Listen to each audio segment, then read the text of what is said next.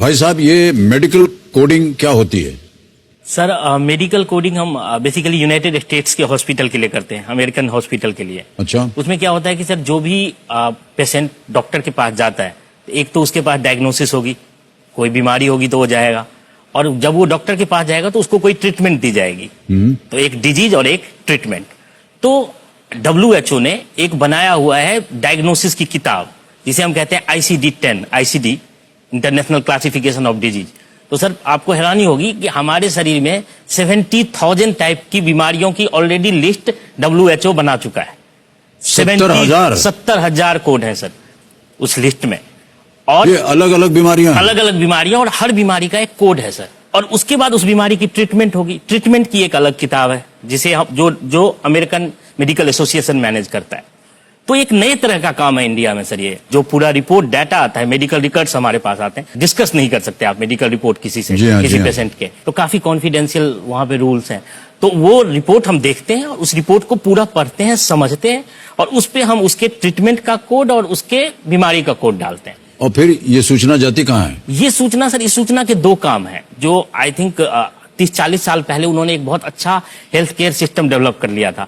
हमारे यहाँ अब आया है, नई योजना आई है जिसमें हम इंश्योरेंस देने लगे हैं मास को।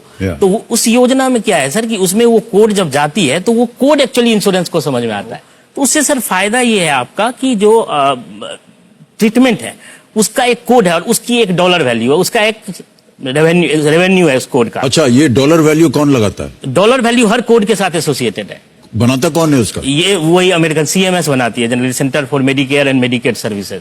तो उसमें ये होता है सर कि जैसे उन्होंने कह दिया कि कैटरैक्ट ऑपरेशन, मोतियाबिंद का ऑपरेशन, तो इसका अगर $1,500 मिलेगा तो पूरा अक्रॉस USA उसका फिजिशियन का केवल $1,500 ही मिलेगा।